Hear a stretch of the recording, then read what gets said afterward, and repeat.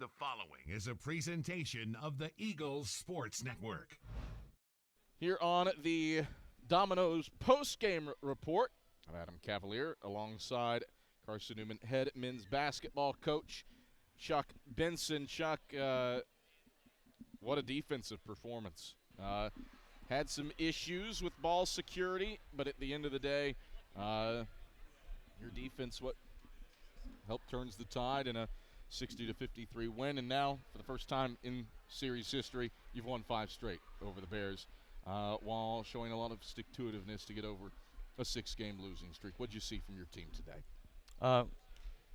Today was one of those fine examples that a lot of things can be sort of, you can struggle on a lot of things on the offensive side of the ball, but if you're able to defend your way out of that and defend well enough, you actually can come up with the outcome you prefer. And we met what are typically our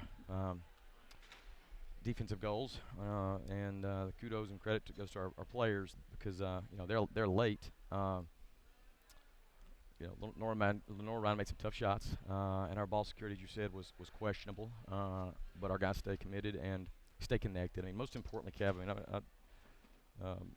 you can have all the strategies and all that junk you want to have, but it's got to start with everybody being committed to one another and just loving each other, man. And you got to love each other, play with each other, and our guys stayed right there committed, and I thought that really was sort of the secret sauce for us. How meaningful is that after the skid that this team was on? Well, I mean, it's been a calendar month since we've tasted an actual win, and that's frustrating. But I saw a lot of, no matter what the outcome would have been, I saw a lot of positive things today. A lot of positive things, and yes, it feels good. It is good, not just feeling wise, but it is good, and I'm happy for our guys. I mean, you and I are both parents, Kev, and as a parent, it breaks your heart when you see those that you love and care about suffering and hurting, and even if it's earned. You know what I'm saying? You hate to see it, and I was hating to see it for our guys because I do care a great deal about them. We want to protect those we love from adversity, but for our own growth, we need to learn how to embrace those challenges so that we can learn from it and grow. And we got it in quadruples, so to speak. But hopefully we'll continue to evolve as a team from these challenges we faced the last 6 games. The defensive performance obviously keyed by what you did against L.J. McCoy. Yeah. It didn't seem like he was comfortable for much of the day. Conference's top 3-point shooter, both in all 3 things: percentages, threes per game, and threes made on the season. You've talked about in the past executing the scout. It would seem that was done at a very high level today against McCoy. Well, it was, and he's a hard guy to deal with. He's a big guard. He's got a really quick release, and he's got the one thing that you always need, and that's elite confidence. So our guys, especially the first half, made it difficult. We told them he goes into half with no made threes. He's going to come out and be extra aggressive, and we got to know that. We got to be willing to take a punch from them, offensively speaking.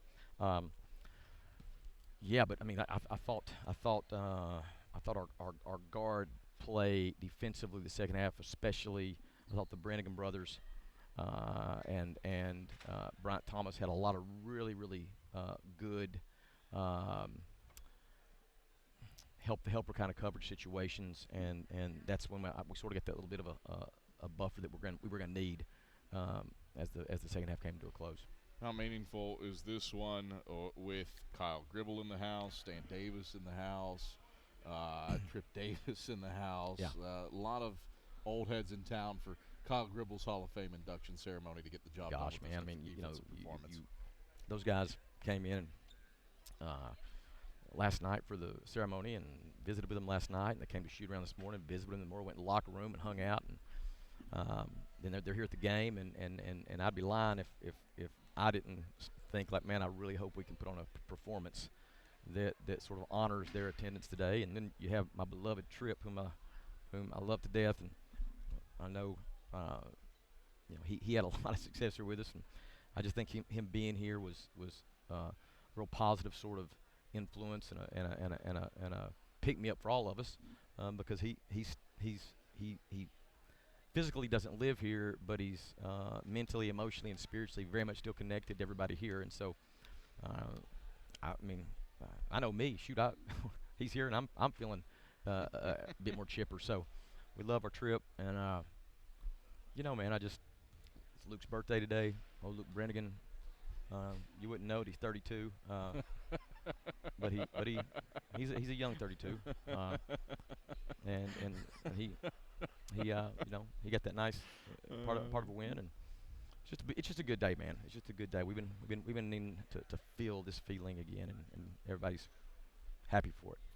Probably a guy that you're happy for, not only Luke, but his younger brother Nick. Yeah. Shoulder injury kept him out of the first 8 games or so, and he's been in and out of the rotation.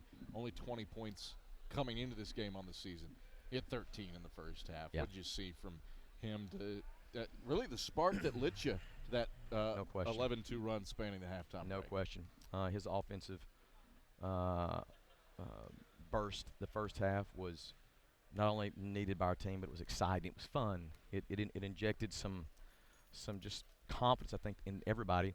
The second half, he only puts 2 on the board, but more importantly, he and his brother were critical in sort of solidifying our defense, and helping us meet our defensive goals. And he was a big part of today. And I mean, look, man, like I said, these guys are on the team that I'm fortunate enough to coach, and I care about them all greatly.